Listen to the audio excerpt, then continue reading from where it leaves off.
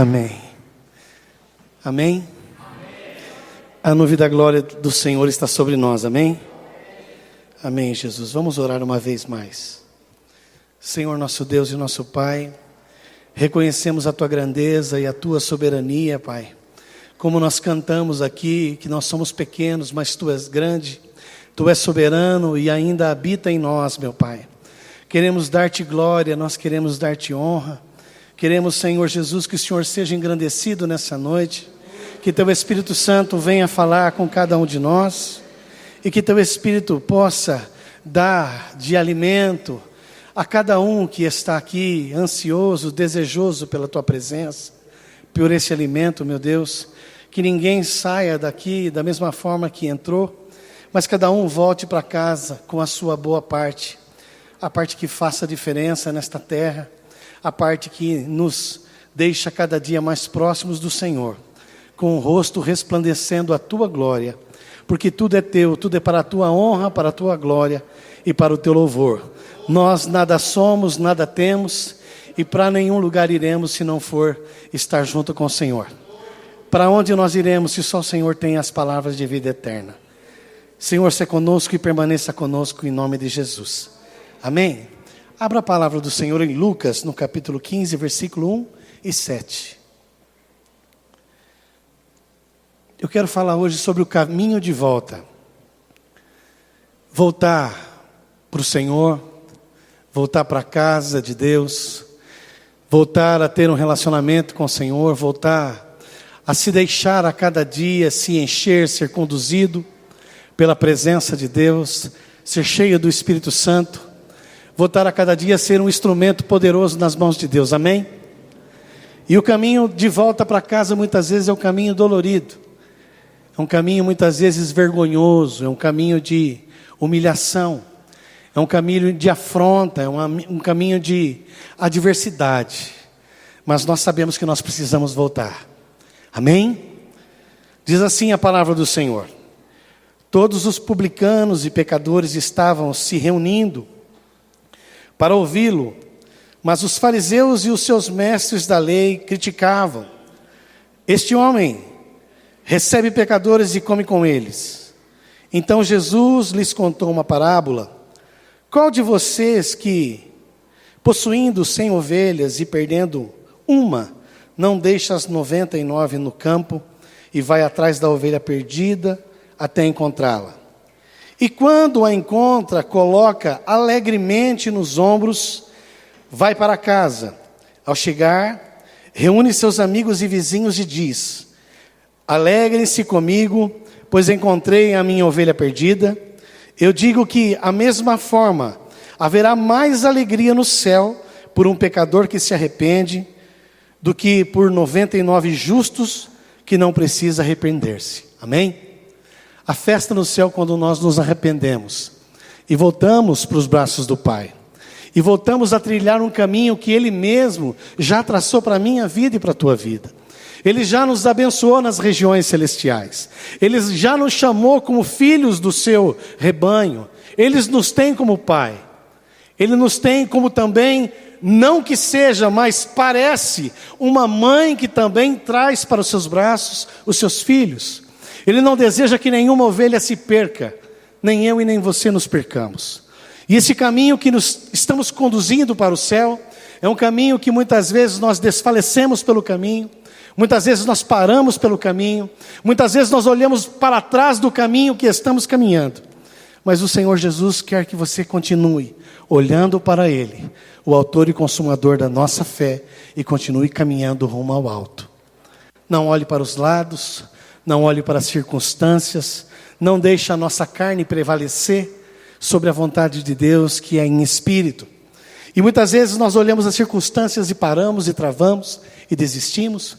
Muitas vezes nós olhamos o ouro, a prata e nós cobiçamos e queremos.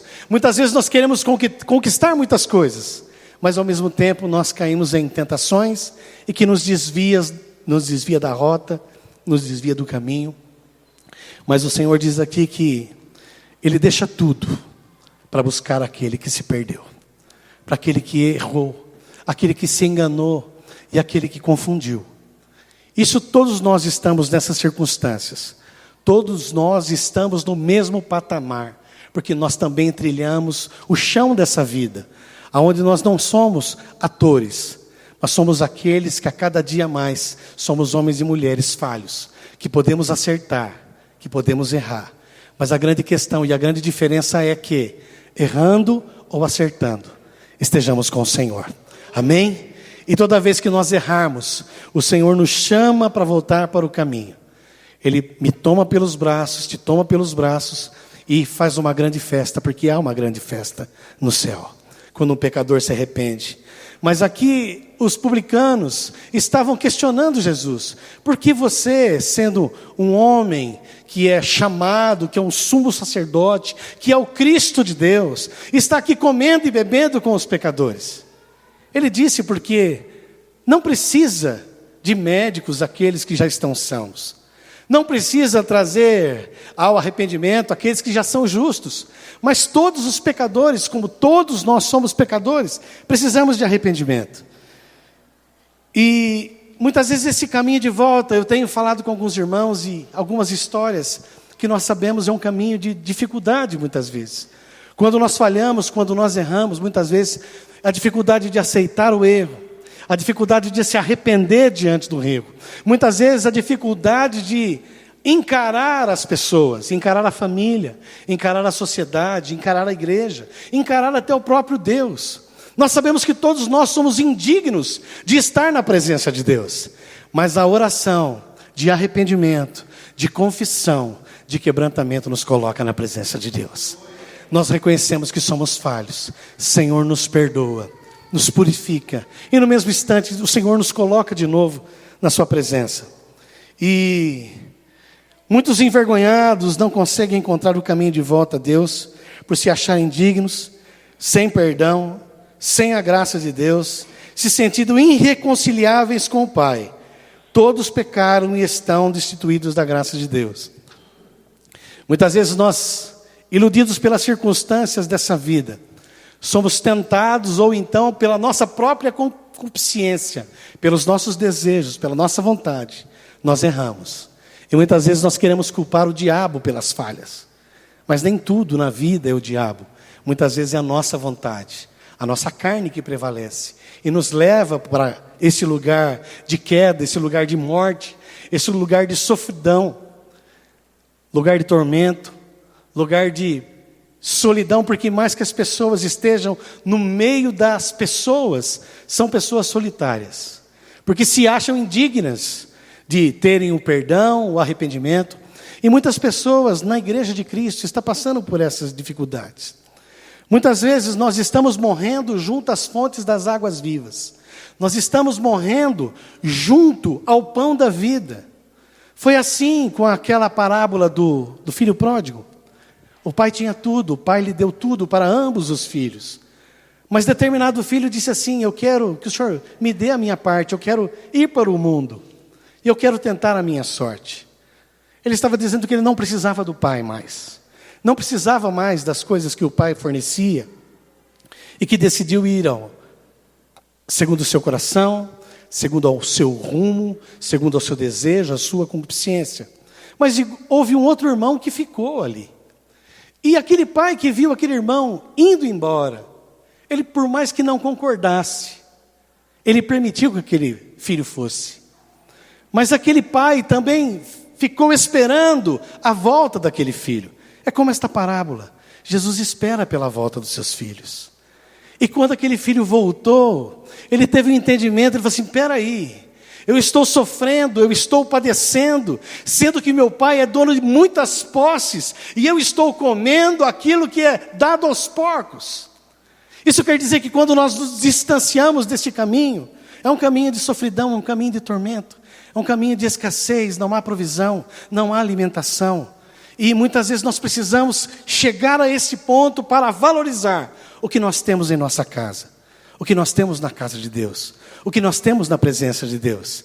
E nesse momento há o arrependimento, o perdão, a confissão dos pecados a Deus, e esse filho voltou. E aquele pai trocou as suas vestes, colocou um anel no dedo e ainda fez um grande banquete. E o filho, por um outro lado, estava ali junto ao pai, podendo desfrutar de tudo que o pai tinha e não desfrutava. Olha que situação tremenda. Muitas vezes nós estamos na casa de Deus e não valorizamos tudo que Deus pode nos dar. E muitas vezes nós ficamos murmurando sobre aqueles que saíram, que estão desiludidos, que estão afastados. E quando volta ainda nós questionamos: mas vai lá, peca, depois volta arrependido e Deus perdoa. Graças a Deus que Deus perdoa. Senão não seríamos igreja. Graças a Deus que bateu a sua cabeça, mas voltou. Amém? E aquele que estava junto do pai, não desfrutava das coisas que o pai tinha, não fez questão da volta do filho, não comemorou como deveria comemorar, não se alegrou como deveria se alegrar. Eu quero dizer para você uma coisa: muitas vezes nós matamos muita gente sem disparar um único tiro. A palavra de Deus diz que aquele que odeia é homicida, ele mata.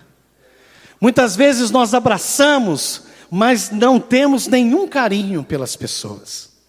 Muitas vezes nós abraçamos, mas não perdoamos. O que é isso? É estar na casa do Pai e não valorizar o que o Pai lhe dá. Todos nós pecamos. Todos nós estamos destituídos da graça de Deus. Mas a Bíblia diz lá em Romanos capítulo 8, nenhuma condenação há para aqueles que estão em Cristo. É necessário estar em Cristo.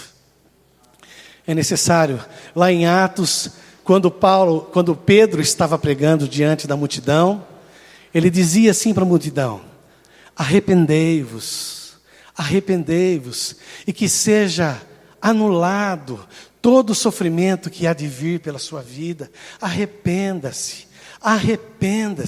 Como Jesus diz lá em Apocalipse, volta às primeiras práticas, volta de novo a estar junto às fontes, volte de novo a exercer o seu ministério, o seu chamado.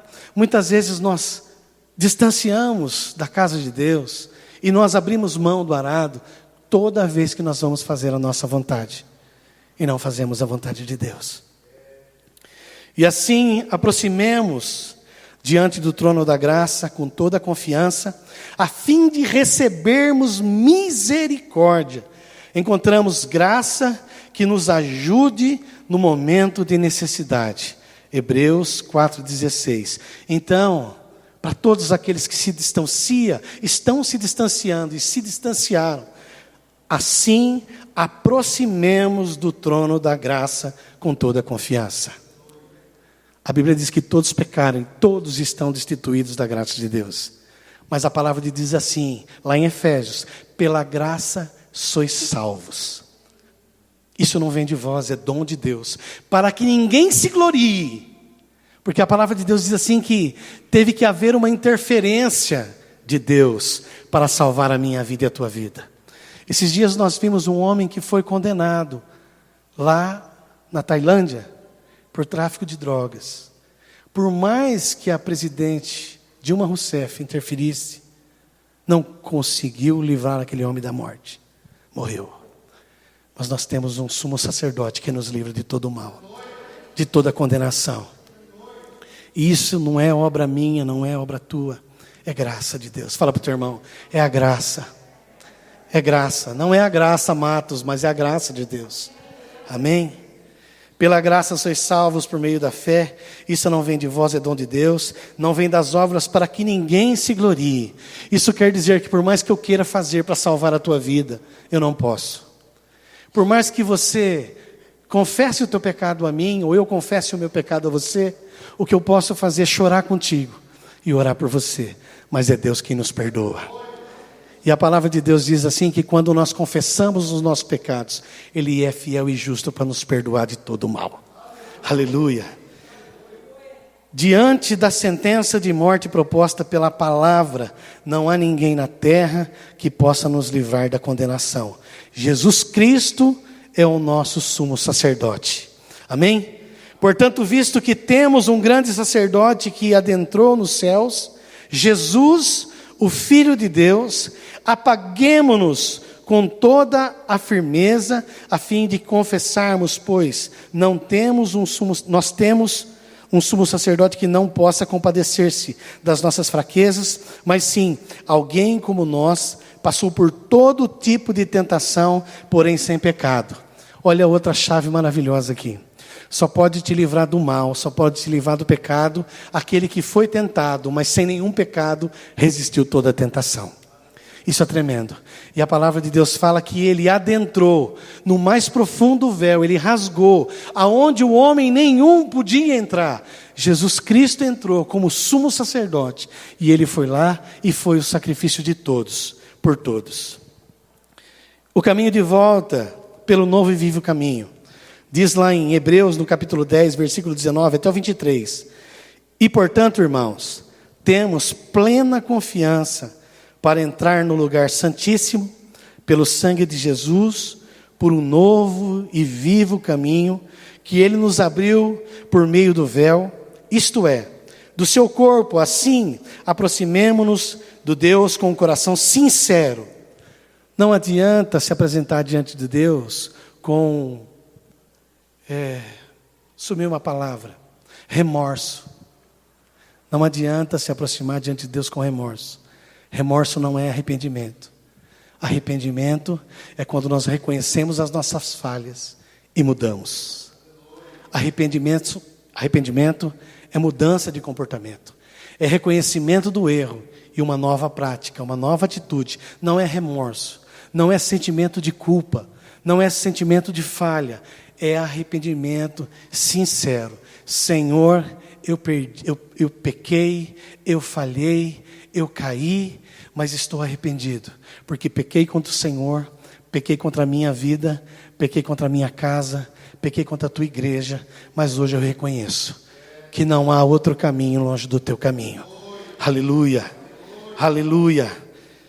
E continua dizendo, assim aproximemo-nos de Deus com o coração sincero e com plena convicção de fé, tendo os corações aspergidos para nos purificar de uma consciência. Outra chave. A palavra de Deus diz que o Senhor pega os nossos pecados, lança no mar do esquecimento, e Ele já não lembra mais, mas nós lembramos. Aquilo não sai da nossa cabeça. A palavra de Deus diz que o opróbrio, a vergonha, não passa. E aí é preciso de uma transformação de consciência. É preciso de uma cura no coração, para que essa transformação venha a ser aceita por nós, que já foi aceita por Deus. Deus já perdoou, já me perdoou, já te perdoou, mas muitas vezes nós ainda continuamos afligindo a nós mesmos, e afligindo o nosso próprio coração. Mas isso também tem a parte boa, que fala, lembra onde você caiu e arrepende a cada dia mais. Lembra onde está ali a pedra, a trave. Olha para aquele lugar e fala, Senhor, não quero mais. Passei desse lugar. E fala assim, e aproximemo-nos de Deus com um coração sincero e com plena convicção de fé, tendo os corações aspergidos para nos purificar de uma consciência culpada e os nossos corpos lavados com água pura. Apeguemo-nos com mais firmeza à esperança que professamos, pois aquele que prometeu, Ele é fiel. Muitas vezes nós recebemos o perdão, recebemos a santificação de Deus e não cremos ainda. Isso é cilada de muitas vezes do diabo. O diabo prefere que eu e você estejamos caídos. Por que estejamos caídos? Porque o diabo sabe o quanto você é poderoso em Deus em pé. Aleluia. E muitas vezes vem essa opressão do diabo sobre a minha vida e sobre a tua vida. Você falhou, você fracassou, você não é capaz. O caminho de volta pelo arrependimento e as voltas às primeiras práticas. Contra você, porém, tenho isto: você abandonou o seu primeiro amor. Lembra-se onde caiu, arrepende e pratique as obras que praticava no princípio. Se não se arrepender, virei a você e tirarei o seu candelabro do lugar dele. Apocalipse 2:4. É muito simples arrepender. Se não se arrepender, não tem perdão. E se não perdoar, Se você foi afligido, não seremos perdoados. Então é necessário que nos arrependemos, peçamos perdão, liberemos o perdão e continuemos caminhando. Muitas vezes a liberação do perdão é a questão de que pensamos que estamos aprisionando, mas na verdade nós estamos aprisionados. Estamos morrendo. Como aquele filho estava morrendo na casa do pai, podendo desfrutar de tudo aquilo que o pai lhe dava, mas pela dureza do seu coração, por não ver o que o pai estava querendo mostrar, ele se entristeceu, ele não quis receber, não quis comemorar, não quis conviver, não quis banquetear com aquele que estava se arrependendo, perdoando e sendo perdoado. Confessar a Deus, se abrir com o irmão que você confia de coração. Muitas pessoas estão padecendo como aquele homem que não se alegrou com a volta do seu irmão, não se alegrou com o seu pai, porque não quis banquetear. Muitas vezes nós não confiamos, nós não acreditamos, mas também não confessamos a Deus. Aqui fala que o nosso corpo se definha na presença de Deus, se transforma em sequidão de estio. Escondi a minha culpa, escondi a minha falha. A palavra de Deus diz que nós temos que confessar os nossos pecados. Lá em Tiago fala, confessar os vossos pecados uns aos outros para que sarareis. Se não houver coragem de confessar uns aos outros, confesse a Deus. E todos nós temos muito o que falar com Deus. Que seja essa noite a noite de início de uma conversa longa com o Senhor. A partir de mim, a partir da minha vida, a partir do meu exame. A palavra de Deus diz assim, examinai a cada um a si mesmo, se ainda estamos permanecendo na fé. Examinar a minha vida, examinar a tua vida. Não eu examinar a sua vida, não é para eu olhar a tua vida, mas para eu olhar a minha vida. Para que nós possamos crescer, para que nós possamos continuar caminhando. E que Deus possa te abençoar e abençoar você. Se é que precisa estar voltando para um caminho, ou se você continua caminhando rumo à excelência, à perfeição, continue firme com o Senhor. Amém? O Senhor é nosso Deus, o Senhor é nosso Pai, Ele é quem trata eu e você como filho. Nada pode me separar e te separar do amor de Deus. Nada pode me separar e te separar do amor de Deus. O amor que foi derramado sobre as nossas vidas. Somente Cristo pode nos perdoar. Somente sendo cheio do Espírito Santo podemos nos arrepender e reconhecer que nós somos falhos, somos pequenos, mas Ele é soberano, Ele é Pai de todos. Eu e você somos filhos do amor de Deus. Eu e você somos filhos do amor de Deus. Por mais que nós caiamos ou tropecemos, não ficaremos prostrados. O Senhor te toma pela tua mão, o Senhor te levanta e nos faz caminhar. Fuja de toda aparência do mal. Todos nós precisamos. Amém? Que o Senhor abençoe a tua casa, que o Senhor abençoe a tua família, no nome santo de Jesus Cristo. Você que deseja receber cura no teu coração, fala, eu recebo essa palavra. Amém, Jesus. Que essa palavra possa ser guardada no nosso coração e possamos continuar caminhando rumo à salvação, em nome de Cristo. Fomos chamados, predestinados a estar com o Senhor na glória.